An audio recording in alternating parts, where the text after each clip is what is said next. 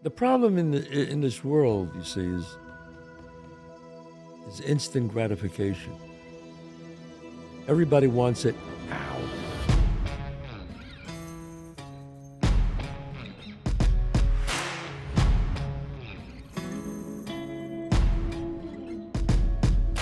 Hi, this is Chazz Palminteri, and welcome to the Chazz Palminteri Podcast. It's Monday at 11 o'clock. Every time a new episode comes out on Monday at 11 o'clock, we like to remind you before we start, don't forget to come and see the one-man show. The show that was a major hit on Broadway, ran for years, and also the musical. The musical ran for years, and the one-man show ran for years on Broadway. You believe this, John? Both of them. This is the show that started it all, before the movie, before the musical. If you want to come and see it, you go to chazzpalminteri.net. I am going to be, John, what are my dates for the next few weeks here? On March 9th, you're going to be at the Avalon Theater in Niagara Falls. March 23rd, you're going to be at the Gard Arts Center in New London, Connecticut. April 13th, you're going to be in Robinson Grand Performing Arts Center in Clarksburg, Virginia. And April 20th, you're going to be in Atlantic City at the Ocean Resorts Casino. Atlantic City at the Ocean Resorts. What is that, April what? That is April 20th. And June, wait a minute, I got to tell you about June, because I'm going to be, if I'm not mistaken, I'm going to be back at the Paramount. June, you're going to be back at the Paramount. That is June 23rd. June 23rd, I'm going to be back at the Paramount in Huntington, Long Island. Love that place. Love going back there. All these places. So if you really want to come and see the show, come and see it. It's really, I play 18 characters on stage. This is what De Niro saw. That's how the movie got made, folks. Pretty incredible. We're selling out everywhere. So sold out Palm Beach a few weeks ago at the Kravitz Center. Sold out show. I mean, so get your tickets early, because the really great seats, they go fast, you know. But all these places are great venues, great seats all over. Also, my restaurant is killing it, John. My two restaurants, 30 West 46th Street in Manhattan, and my restaurant here in White Plains, 264 Main Street. We just introduced this honey pepperoni pizza in White Plains. Honey pepperoni pizza. I'm sure you heard of that. Some restaurants have been having it. Ours is the best. The pizza is incredible. We don't make pizza in the Manhattan one, but in White Plains, we do the pizza. Brick oven pizza, honey pepperoni pizza. Got to go there. Got to try it out. I'm there a lot. I'm there in Manhattan too. I'm always doing my interviews there, my press there. So come and check it out. Also, go to my website. Don't forget the Now You Can't Leave t-shirts, posters, sweatshirts. It's one of the great ones. Your girlfriend's getting like a birthday, anniversary. Come on, you got to buy her one of the great ones. So, John, today we're talking about self-help books. Well, you know, I was realizing something. I love to read the self-help books. I was reading so much self-help books, John, that I wasn't doing the work. All I was doing was reading. And then I realized, holy shit, I got to talk about this, because if I'm doing this, I'm sure other people are doing this. Sometimes you can get so caught up in self-help books that you don't do the work. A self-help book is great, but everything gets better with action. If you don't do the action about what the book says, it doesn't matter what it is. It's like watching a workout video and wondering why you're not gaining muscle. You know what? That's a great analogy. It's like looking at so this is the workout that's going to get me better. So I'll watch this every day and I'll really learn it, but I'm not going to do it. You're absolutely right. I mean, I read a quote in this book, and it said that the magic you're looking for in life is in the work you're avoiding. And that just like kind of rocked me. I'm going to say it one more time. Think about it. There's something that you know you should be doing, whether it be working on yourself, losing weight, uh, writing something, working on your career. The magic you're looking for in life is in the work you're avoiding. Come on, guys. Think about that. Everybody wants to be a star. Everybody wants success. Everybody wants to be have money. It's you got to work at it. If you really want to be successful, you have to work at it. Nothing is achieved without some perspiration. Nothing. Anything that is worth anything, you have to work at it. One more time. The magic you're looking for in life is in the work that you're avoiding. You know what to do. But it's hard sometimes. Look, do I know? I know. I'm an actor, obviously, and I'm a writer. Sometimes I don't feel like writing. Sometimes I want to put on a Netflix, Hulu, Amazon, watch a great movie, go into my screening room and watch something. But I go, oh God, I got to do this. But I go back and I start to write. And after about 10 minutes, the flow comes and I feel, wow, I feel great. And that stays with you. When you watch a movie, instead of doing your work, that's called instant gratification. You feel really good while you're watching it, and you're happy you're not doing your work. But when the movie's over and you're alone, you realize that, what do you got to show for it? All right, you got a good feeling, but you don't have that thing to show for it. You don't have that work that really lasts. Because that's what's about success. It's success has to last. If it's something that's fast, it's like eating that piece of chocolate cake, If you don't eat it and you wait until later and you work out and you keep that attitude up, after a few weeks, you start looking at yourself and say, wow, I'm looking pretty good here. My stomach went in. I don't have that sugar face, that puffed up face with sugar and salt. The problem in this world, you see, is instant gratification. Everybody wants it now. I want instant gratification. I want that cake. I don't feel like working out. I want to take a pill to make. Everybody always goes, if there was a pill that can make my body change and get really big, I would love it. Yeah, there is a pill. It's called steroids, but it also kills you. Everybody wants that magic pill, but there really isn't any.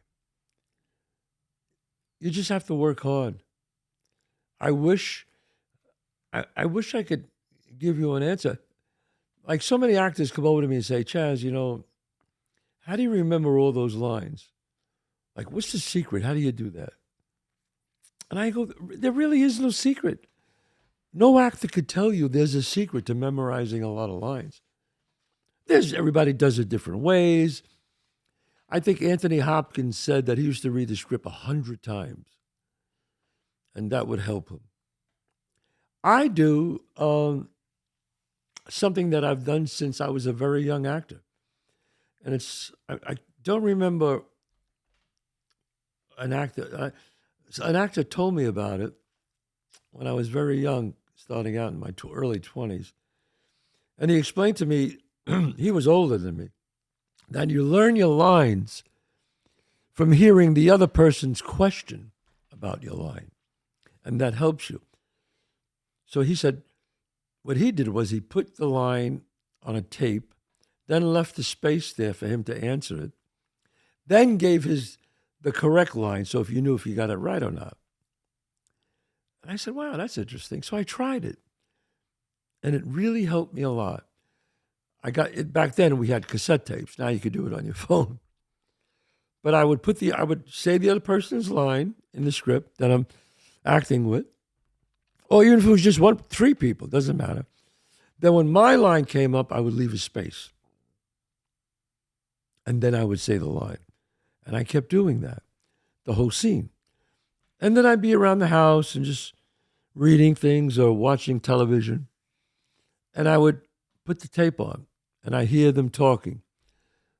And I knew when that space was empty, that's my line. And I would say my line, and then I would wait, and then the correct line would be on. And if you got it right, you knew it. If you didn't get it right, you realized it. I'd be brushing my teeth in the morning, play the tape, walking around the house, playing the tape. And that's how I, would learn my lines. It was great. I go on my treadmill sometimes, John, and I put it through the big speakers, and I'm there. I am working, and I'm doing the scene, because when that line comes for your line before your line, that hey, it's my line, and that's how I do it. Now other people are different. Some people just put it in front of them and do it that way. I've done it that way, but I enjoy doing it this way because I could do it all day. I can get in my car while I'm driving and just play the scene and learn it. Then go to the next scene and learn it. And then the next scene and learn it. So there really is no easy way to learn lines. I mean, and if you're looking for an easy way to learn lines, what kind of actor you want to be, I mean, really? What, do you just want to be famous? If you just want to be famous, then, go out and do something stupid. Then you could be famous. That's not the way to be famous, There's being famous, and then there's going down in infamy. Two different things. What do you think about the people who method act? Yeah, well, I'm a method actor. Are you? Yes. So I heard this story, when Jim Carrey was playing Andy Kaufman, they had to call him Andy on set. Well, I mean, that was Jim's choice. He wanted to be, I mean, I don't do that. I'm a method actor, but I've studied different styles of acting. I studied with the Meisner technique, and Stella Adler, read books about her. Frank Cosaro, I remember. Michael Shurtleff. So sometimes I'll use the method, and sometimes I won't. It matters the role, it matters what I'm doing. Now, Jim Carrey, he wanted that, and that helped him, and that's fine. But I like to leave it home after I'm finished. Then there's actors like Robin Williams. Robin Williams, I directed him in a movie called Noel, a Christmas movie, and he was amazing. He could laugh and talk, and have the whole crowd around him telling jokes, and then I go, Robin, come on, you're on, and he goes, all right, I'm coming, and everybody's laughing. Then he come on and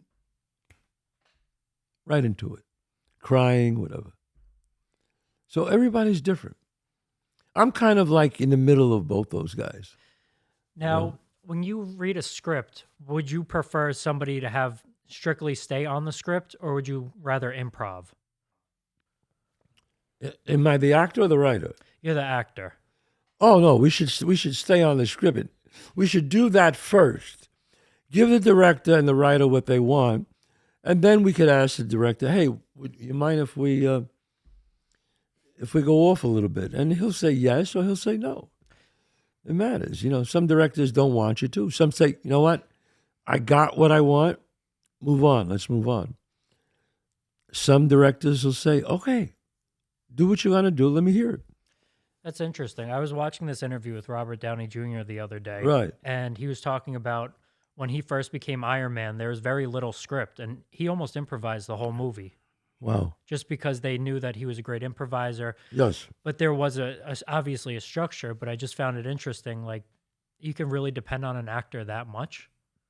Well, when I worked with Woody Allen, Woody was very different. Woody let certain actors improvise and certain actors no. So he let me and Jennifer Tilly improvise all we wanted. It was great. Um, he doesn't talk to you much about acting. He just says, I hired the right person. Do what you have to do. It's very, we had a lot of fun. But he would write great scripts, so sometimes you didn't have to improvise that much, you know. But he would let you do things. And I remember when we did the scene when I kill Olive.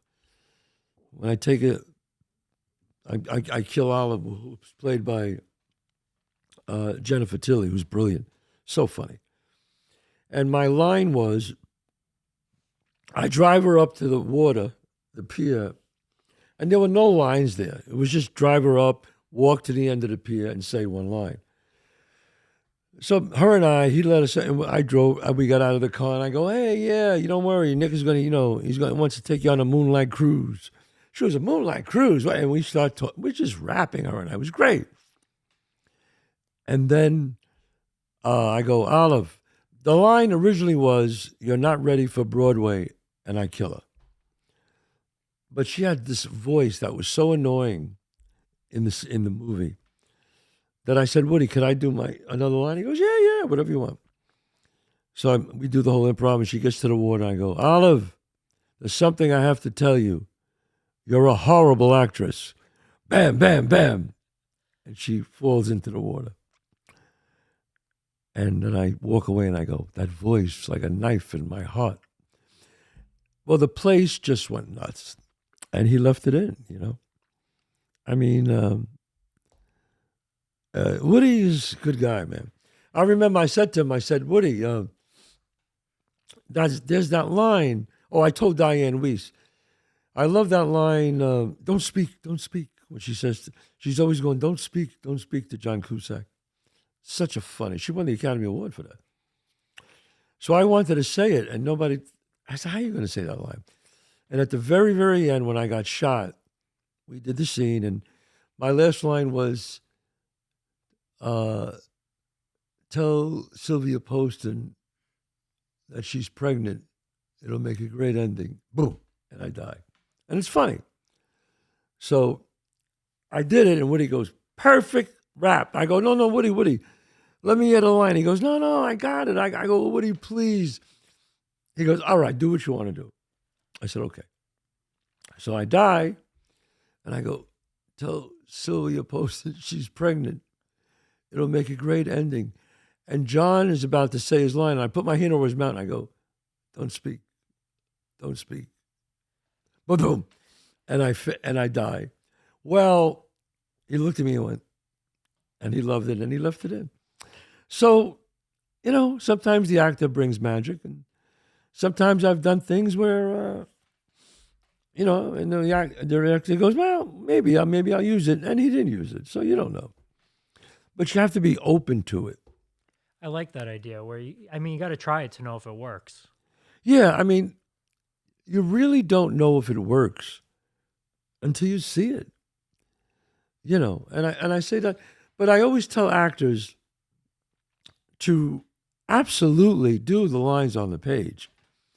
Nothing is worse than not, the writer's there, the director's there, and he says, hey, man, you got to know your lines. Once you give them what they want, then you could, say, hey, could I try some stuff? Some directors will say yes, and some directors say no. Now, I know we got off a little bit on the thing, but let's get back. Let's get back to this self-help stuff. I mean, I don't know where we went off on a tangent there for something. So, what are some of the positives and negatives of these self-help books?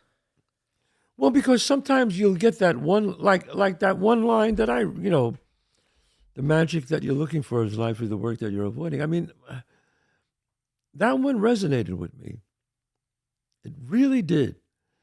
And every time I'm about not to do my duties, whether it be working out or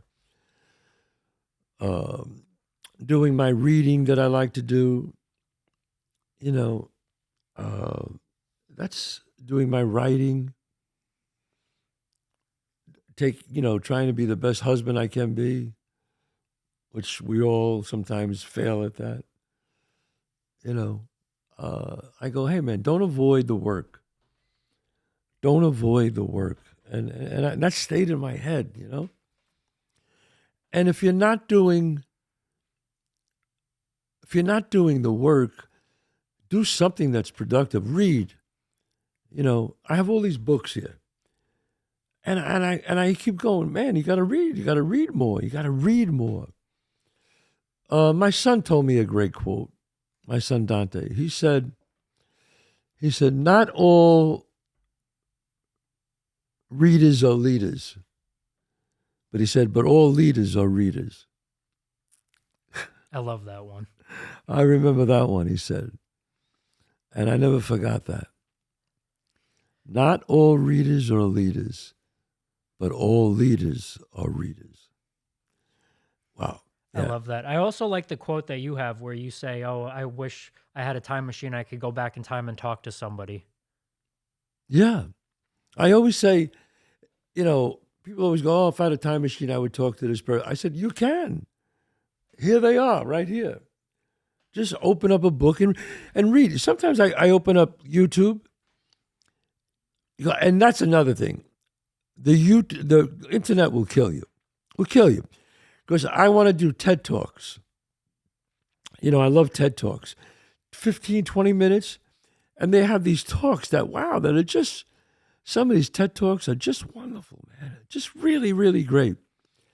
But then I'll get on there and I'll go, how many feet is the Grand Canyon? And I'll hit Grand Canyon. Gee, is the Grand Canyon the deepest canyon in the world? List of the top, and I'll go off on a tantrum because it's right there. It's instant information, instant gratification. And I'm supposed to go back to my reading and I'll go, wait a minute. Who was the tallest guy that ever lived? How long did he live? Who was the shortest guy that ever lived? How long did he live? It's fucking crazy. Any question you want to know, you can find out. How about this question? I couldn't believe this. What is I think you know the answer to this, but John, I think there are 300 million people on the earth today. No, on the earth, I think it's more along the lines of like 4 billion. What am I saying? That's in America. In America, yeah. That's in America. How many people are in the world? Let's see. 7.8 billion. And that's from 2021. 7.8 billion. This was 3 years ago. 3 years ago. So tell me, do you think, here's a question. Do you think that more people since time began died more than that number, or that number is high? What do you think? Oh, that's a good point. You've told me this before, and I don't remember the answer. I'm pretty sure that more people have died than are living right now. That's correct. More people have died than are living right now. Now, you would say, how could that be? I don't know. But that was the answer I remember. If I'm not mistaken. I could be wrong. Or maybe it was the United States. No, I think it was the world. It probably is the world. I'll look it up and let you know in a minute. What's the answer to that question? It's estimated that 90 to 100 billion have lived and died to date. There are about 6 billion alive today. So I guess the answer is yes, more people have died than are alive. More people have died than are alive today. Wow. That's crazy. You read that. Then I go, how many people commit suicide in the United States? How many people commit suicide in the world? I mean, who cares? Who cares about all these things? I think 1 million people kill themselves in the United States every year. Holy shit. Okay, here's some more statistics. 109 billion humans have lived. 109 billion? Humans have lived. Right. And this goes back 200,000 years approximately. Right. And there's 8 billion alive today. So more than 10 times the amount of people on Earth today have died. Imagine that. Jesus. And you wouldn't think that. You would say, oh, no, that couldn't be that many people. No, it's true. That's true, man. Holy shit. That's weird. Okay. So that's what I'm saying. Every time I get into those, those riffs of going back and looking up all this information, realize what you're doing. You're avoiding your work. And it's easy to do it with the internet. My God. People go, you could start looking at film clips of great movies. Porn, forget about it. What porn has done. Do you know, John, there's more kids in their early 20s with ED than ever before? Yeah, it's just a false expectation because they watch these things and think that that's how life is, and it's not. All these kids have been on porn since they were 13 years old on the internet till they're 22, 23, and they just can't, they have erectile dysfunction because in their mind they think that, they have, I can get a blonde, I can get a brunette, and I could do whatever I want on the computer. They can't have a relationship in real life. I'm telling you, folks, you got to be careful of the internet. I know we talked about it before, but just think about it, and make the kids when they're growing up try to hold off those phones and Facebook and all that other stuff. Hold that up until at least. I don't know. Can you hold it up until they're 14, 15? I don't know. Good luck. That's pretty rough. So what we were saying about the self-help books is that be careful. You can read all you want. There's great self-help books. I just, there have been some great books, the 48 Laws of Power by Robert Greene. And he's wrote a few great books. I love his books. They're just right to the point, and they do something. When I read his work, it just connects with me. It really does. He wants to come on the pod. You know what? I got to bring him on the podcast. Let's get him. I know he wants to. That is a damn good idea. I would love to have him on the podcast. Robert, you're coming on the podcast. I got to find you and get you on here because thank you for that incredible copy of the 48 Laws. He gave me a beautiful copy of that book. It was just wonderful. So, folks, just be careful of self-help books. Be careful because as great as they are, you can get into reading about them and you don't do the work. Even the TED Talks. I love watching the TED Talks, but I'll limit myself to 30 minutes. 30 minutes, that's it. Either I'm going to read or listen to some great TED Talks for 30 minutes. Because the only thing that really is a success is action. Forward motion. Reading about something doesn't change your life. Acting on something that you read will change your life. Think about that. Think about it, folks. You know when you're wasting your time. I'm going to say it one more time. The magic that you're looking for in life is in the work that you're avoiding. Okay? This is Chazz Palminteri. I hope I inspired you a little bit today. Wake up in the morning and be the best version that you can be of yourself. That's all you could do, folks. Be happy. Stop looking for happiness. You cannot find happiness. Happiness finds you. So if you are the best version of yourself, happiness will find you. Stop looking for your soulmate. Stop. Be a great soulmate so that person could find you. That's the way it works. Okay? Attract what you want.